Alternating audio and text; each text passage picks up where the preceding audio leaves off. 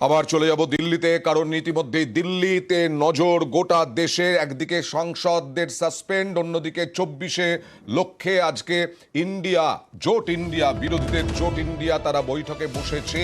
ইতিমধ্যেই চতুর্থ বৈঠকে হাজির তৃণমূল নেত্রী মমতা বন্দ্যোপাধ্যায় সহ 27 দলের প্রতিনিধি। অভিষেক বন্দ্যোপাধ্যায় হাজির, এমনকি সোনিয়া গান্ধীও হাজির। কথা বলবো প্রতিনিধি রাজীবের সঙ্গে। রাজীব, মোটামুটিভাবে আজকে এই নেতাদের বডি ল্যাঙ্গুয়েজ দেখে কি মনে হচ্ছে? ঘুম ভাঙবে নেতাদের? দেখো, দেরিতে হলেও ইন্ডিয়া জোট তাদের যে বৈঠক, সেই বৈঠকের আয়োজন করেছে দিল্লিতে, এবং নির্বাচন একেবারে আসন্ন। এবং এক্ষেত্রে যারা ইন্ডিয়া জোটের নেতা, যারা এই জোট গড়ার কারিগর, তাদের বডি ল্যাঙ্গুয়েজ রীতিমতো লড়াকু দেখে মনে হলো তা বিজেপি অনেক আত্মবিশ্বাসী। অর্থাৎ যে প্রতিপক্ষ বিজেপি, তারা যখন আত্মবিশ্বাসী, তারপরে কিন্তু আর অপেক্ষা থাকে না কোনো কিছুই ভাবা। তখন জবরদস্তি বলা যেতে পারে, একেবারে বাধ্যতামূলক বলা যেতে পারে জোট গড়ার জন্য। কংগ্রেসকে এতদিন পর্যন্ত বলা হচ্ছিল যে ছোট রাজনৈতিক দলগুলো, বিশেষত আঞ্চলিক দলগুলো, প্রাদেশিক রাজনৈতিক দলগুলো, তাদের একেবারে কোট আনকোট পাত্তা না দেওয়া, দাদাগিরি করা, সেই জায়গা থেকে কিন্তু কংগ্রেস সরে এসেছে। এই ছবিটা কিন্তু স্পষ্ট। যেমনটা তুমি বললে, সোনিয়া গান্ধী এসে পৌঁছেছে এখানে, সেখানে রাহুল গান্ধী আসছেন, এবং প্রত্যেক নেতা, যারা রাজনৈতিক দলের বড় বড় নেতা, তারা আসছেন। কিন্তু এই বৈঠকের যে মূল বিষয়, তা হলো আলোচ্য বিষয় কি হবে এবং তা থেকে ফল কি বেরিয়ে আসবে, সেই দিকে একেবারে লক্ষ্য থাকবে সবার। কারণ আত্মবিশ্বাসী নেতারা এসেছেন, তাদের বক্তব্য যেভাবে সংসদের ঘটনা ঘটেছে, যেভাবে তাদের একসঙ্গে 142 জনকে সাসপেন্ড করে দেওয়া হয়েছে, সেই ইস্যুটার ফলে কিন্তু অনেক বেশি জোটবদ্ধ এবং একসঙ্গে লড়ে নেওয়ার কথা বলছেন। আমরা দেখেছি বিভিন্ন অন্যান্য রাজনৈতিক দল, যারা এনসিপি নেত্রী সুপ্রিয়া সুলে থেকে শুরু করে প্রত্যেকেই বলছেন যে আমরা এর শেষ দেখে ছাড়বো। তৃণমূল কংগ্রেস নেত্রী মমতা বন্দ্যোপাধ্যায়ও কাল বলেছেন যে আলোচনার সমস্ত দোয়ার সবাই খুলে রেখে বসছেন।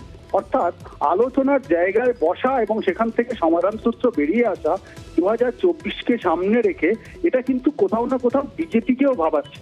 আজকে যদি দেখি নরেন্দ্র মোদীর বক্তব্য তার দলের সাংসদদের সঙ্গে, সেখানেও কিন্তু তিনি বিরোধীদের নিশানা করেছেন, কংগ্রেসকে এতদিন ধরে নিশানা করে এসেছিলেন। অর্থাৎ যখন ইন্ডিয়া জোটের বৈঠক বসছে, তখন যেমন একদিকে বিরোধী শিবিরের নেতারা তারা অনেক বেশি জোটবদ্ধভাবে হচ্ছে, তখন বিজেপিকেও ভাবাচ্ছে।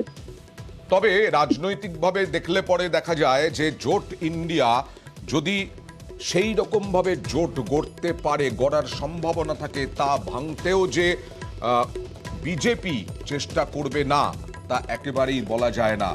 আর ইতিমধ্যেই যা খবর রয়েছে, একটা অ্যালায়েন্স কমিটি গড়ল, ন্যাশনাল অ্যালায়েন্স কমিটি গড়ল কংগ্রেস জোট বৈঠকের আগে। কেন এই অ্যালায়েন্স কমিটি, এবং তারাই কি আলোচনা চালাবে এই বিরোধী নেতাদের সঙ্গে? সেখানে রাহুল গান্ধী, সোনিয়া গান্ধী কেউ থাকছেন? আবির, প্রথম বিষয় হচ্ছে, আজকের বৈঠকের ক্ষেত্রে কংগ্রেসকে বাকি রাজনৈতিক দলগুলো পরিষ্কার করে জানতে চাইবে যে আসন সমঝোতার ক্ষেত্রে কংগ্রেস কতটা অগ্রসর হয়েছে। কংগ্রেস কি আদৌ আসন সমঝোতা করার জন্য পুরোপুরিভাবে প্রস্তুত, অন্তত 70% আসনে, এবং একই সঙ্গে হচ্ছে আসন সমঝোতার রাস্তা যেন দ্রুত আলোচনা করা যায়। এই পরিস্থিতি আঁচ করতে পেরেই বৈঠক শুরুর আগে কংগ্রেসের তরফ থেকে ন্যাশনাল অ্যালায়েন্স কমিটি গঠন করে দেওয়া হলো। 5 সদস্য তাতে রয়েছেন। অশোক গেহলট রয়েছেন, ভূপেশ বাঘেল রয়েছেন, মুকুল ওয়াসনিক রয়েছেন, সলমান খুরশিদ এবং মোহন প্রকাশকে রাখা হয়েছে।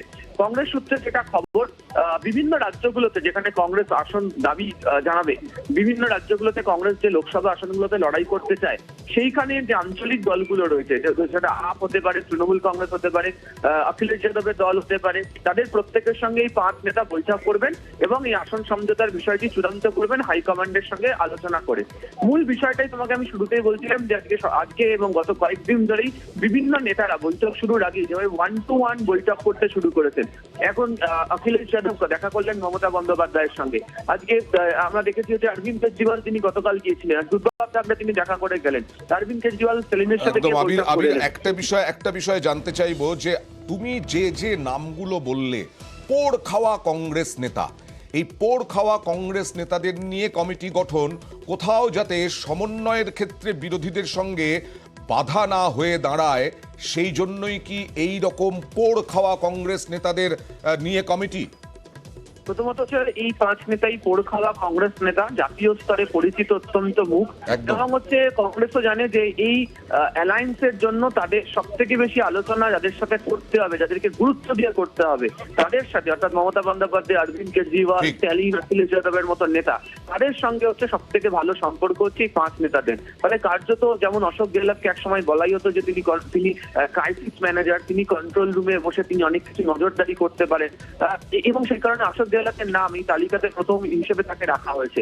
ফলে আজকের বৈঠকের আগে ভাগেই কংগ্রেস আঁচ করতে পেরেছে যে বাকি দলগুলো আসন সমঝোতার ক্ষেত্রে তাদের উপর চাপ তৈরি করবে এবং নীতিগত সিদ্ধান্তের জায়গা কার্যত কংগ্রেস এভাবে ন্যাশনাল অ্যালায়েন্স কমিটি তৈরি করে কার্যত বৈঠক শুরুটাকে ঘোষণা করে দিল। ধন্যবাদ।